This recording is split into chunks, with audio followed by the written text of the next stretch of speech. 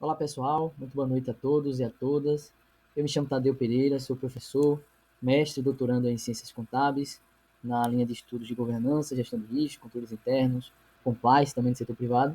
E é um prazer estar aqui trazendo um pouco de compliance, né, aplicado ao setor privado, especificamente trazendo uma visão mais prática de como a gente pode implementar programas de compliance em empresas que tratam e lidam com no setor de luto, né, em todas essas empresas que estão relacionadas a esse setor que é tão importante. Então, de antemão, já agradeço ao professor doutor Fernando Gentil pelo convite, ao qual foi meu orientador no mestrado, é meu orientador no doutorado também. Então vai ser um prazer e um privilégio trazer para vocês algumas características práticas, né, e conceituais, mas trazer mais prático mesmo de como a gente pode trazer e implementar um programa de compliance especificamente relacionado ao setor de luto. Então, não tem muita diferença, né, do que a gente pode falar sobre o setor de maneira geral, das empresas de maneira geral, ou especificamente para o setor de luto, mas a gente precisa entender, antes de mais nada, a importância, né, a necessidade dessa mudança cultural e organizacional nessas empresas para a gente entender qual a importância, né, como isso pode agregar valor às organizações, como a gente pode levar isso para as organizações, tanto privadas como públicas, e especificamente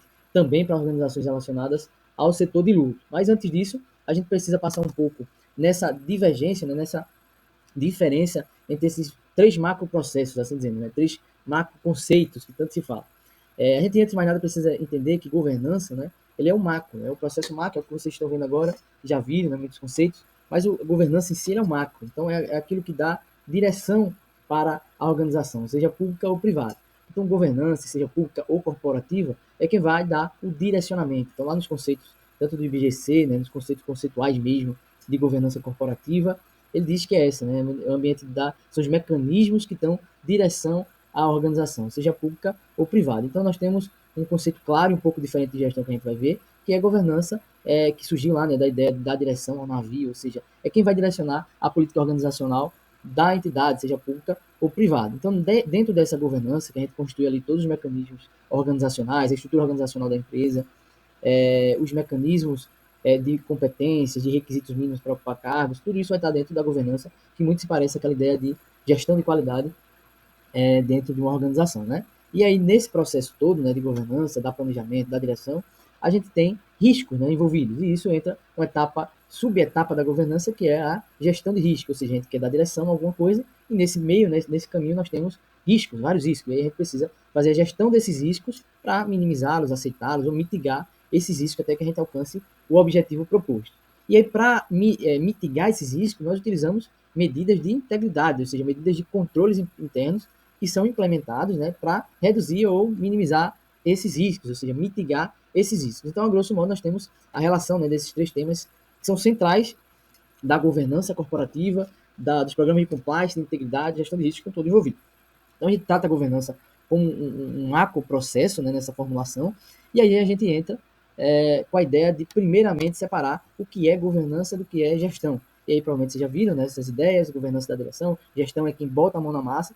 Então, basicamente, o conceito de governança pública, governança privada, governança corporativa, vocês já viram, né, já vão vindo aí, vão ver muito, mas o que mais importa para a gente é a gente entender como, né, um programa de compliance, já entrando mais no setor de luta especificamente, e casos mais típicos de outras gestões de risco que a gente pode ver, é a gente entender o que a falta da percepção de risco pode causar. E aí, nas suas organizações, nas empresas que vocês prestam consultoria, são donos ou trabalham, a gente tem riscos envolvidos diariamente. Nossa vida pessoal ela é cheia de risco, né? Então, quando a gente pega um carro e vai até o nosso trabalho, nós estamos ali cheio de risco, como, por exemplo, o risco de um acidente de trânsito, de bater o carro. E aí, para evitar ou mitigar esses riscos, nós utilizamos medidas de controle interno.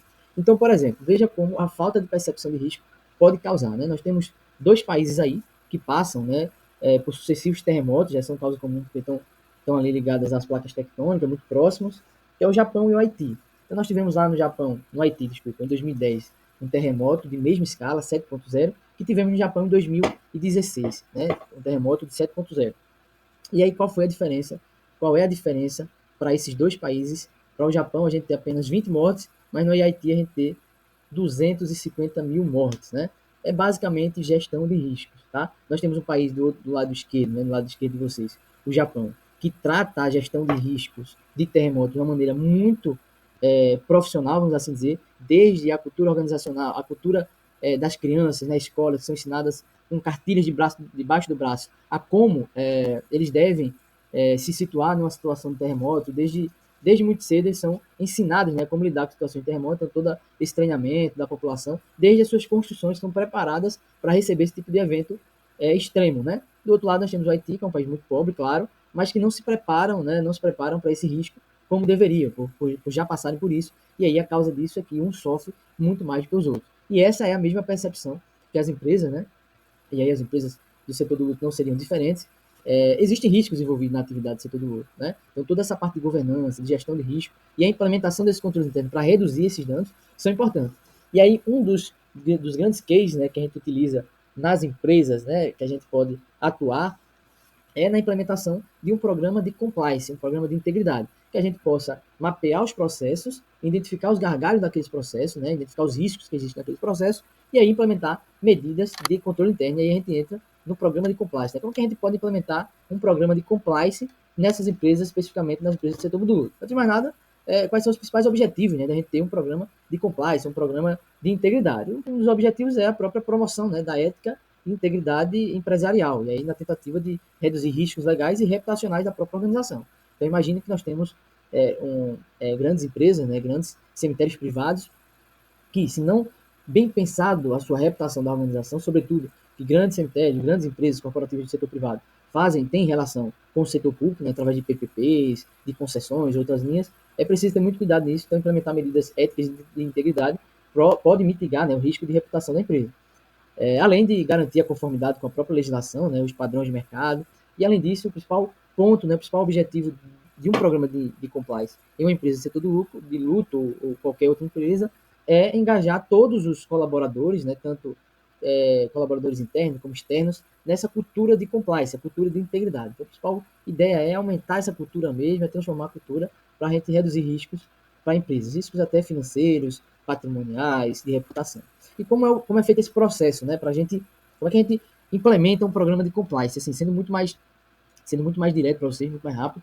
Claro que a gente teria que ter todo o estudo, né, por trás como a gente vai fazer um programa de compliance, mas a grosso modo a gente passa por essas 7 etapas, né, desse processo. A primeira etapa seria o próprio mapeamento, né, diagnóstico da empresa ali, para a gente entender quais são os macroprocessos, quais são os riscos envolvidos na empresa, os riscos de vulnerabilidade mesmo, entender a governança, a estrutura de governança da empresa, o mercado em que ela atua, ou seja, o mercado do setor tem uma atuação específica, né? O histórico de contingência dessa empresa, desse setor, e quais são as normas, né, que são aplicáveis a toda essa regulamentação. A próxima etapa desse processo, o processo de implementar um programa de compliance, é entender a estrutura organizacional, se ela está condizente com a estrutura de governança prevista, né, pela alta direção dessas empresas, e aí sim definir as principais funções, as principais responsabilidades, os limites de atuação dentro da companhia, e aí instituir nessa etapa, quem sabe, um comitê de compliance, um comitê de ética e integridade, que vai tratar, né, sobre as denúncias que vão ser recebidas, gerenciar os conflitos, orientar sobre o próprio programa.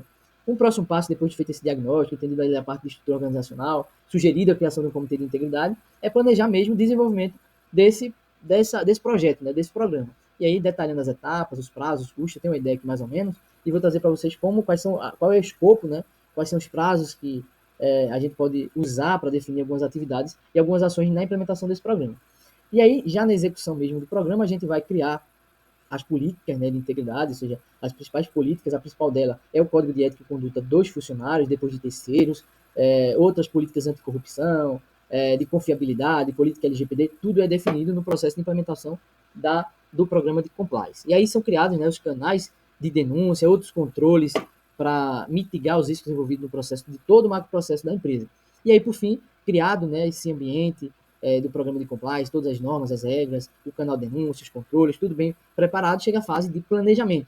Aliás, de comunicação, que é a etapa de divulgar esse programa de compliance para os stakeholders, né? Ou seja, para as partes interessadas, para sejam os funcionários, os fornecedores, terceirizados, a vinculação com a administração pública, se houver, tudo isso aí tratado na parte de comunicação. E aí, por fim, o monitoramento desse processo, que é um processo contínuo, né? O monitoramento através de auditorias regulares para saber se o programa que foi implementado ele realmente está em conformidade, né? E se ele está entregando o que a gente espera, que é agregar valor para a gestão da empresa, tá? E aí a gente tem um escopo, né? A gente tem um escopo, basicamente, o diagnóstico da empresa na primeira etapa, desenvolvimento do programa em uma segunda etapa, e uma terceira etapa, que é a implementação do programa, a comunicação, como a gente já tinha visto. E aí, na primeira etapa, né, de diagnóstico da empresa, a grosso modo, a gente precisa de pelo menos 7 semanas para identificar os principais riscos, né, e oportunidades ali, avaliar o cenário atual da organização e direcionar o desenvolvimento do programa de compliance. E aí a gente tem algumas atividades, né, desde a apresentação inicial de consultoria, por exemplo, se houver, a apresentação inicial sobre o próprio programa, análise dos documentos corporativos, fazer as entrevistas, né, com as principais áreas envolvidas na empresa para entender, mapear os processos e identificar os principais riscos, né, avaliar os principais contratos, os grandes contratos que a organização possui, identificar também riscos aí, tanto riscos gerais, reputacionais da empresa, risco de outras legislações, mas sobretudo os riscos relacionados à lei anticorrupção, à lei LGPD, né, a Lei Geral de Proteção de Dados, consolidar esses riscos através de uma matriz de riscos e aí sim propor a implantação de um programa de compliance baseado na mitigação desses riscos, que aí entra na segunda etapa, né, que é a etapa de desenvolvimento, que é a estruturação mesmo dessa base de governança corporativa através das políticas e dos documentos necessários iniciais ali para a gente mitigar todos esses riscos. Então a gente também imagina, né, sempre que em média geral levam-se 7 semanas para desenvolver, desde a elaboração do código de ética, a política anticorrupção, as outras políticas relacionadas à compliance, né, como a política LGPD, entre outros, melhorar os controles internos, melhorar os processos de terceiros, incluir cláusulas de ética e integridade nos contratos, né, criar os procedimentos de investigação para as denúncias que são recebidas via ouvidoria, e aí sim criar esses canais todos. Né? Por fim, a própria implementação do programa, né, que é mais rápido porque é mais a parte de engajar os colaboradores terceiros nessa cultura de ética e integridade. E aí, basicamente, na criação do comitê de compliance, os treinamentos com os gestores e a equipe envolvida, né, treinamentos com terceiros também, comunicação interna permanente através de planos de comunicação e planos de treinamento. Então, basicamente, um programa de compliance, né, ele passa, né, por essas etapas e é um dos mecanismos fundamentais para a governança corporativa, sobretudo para a governança corporativa de empresas relacionadas ao setor do luto. Né? Nós temos, como eu já falei, várias questões envolvidas ali de regulação mesmo nas próprias empresas que trabalham relacionadas ao setor do luto, desde relações com a administração pública ou com órgãos reguladores ambientais, tudo isso tem que estar muito previsto e mitigado através de um programa de compliance. Então, eu sempre digo que o programa de compliance ou de integridade, né, ele é aquele que vai realmente colocar a mão na massa e garantir que a governança da empresa ela funcione e alcance o objetivo determinado. Então, as principais entregas, né, os principais produtos que surgem da implementação do programa de integridade é a própria estruturação desse programa, né, o código de ética e políticas de compliance, a matriz de risco que é elaborada nesse processo e como mitigar esses riscos, um plano de monitoramento para monitorar esses indicadores, né, através de auditorias do próprio programa, o plano de comunicação também, de como comunicar isso para a empresa, né, para os seus funcionários, para os seus fornecedores.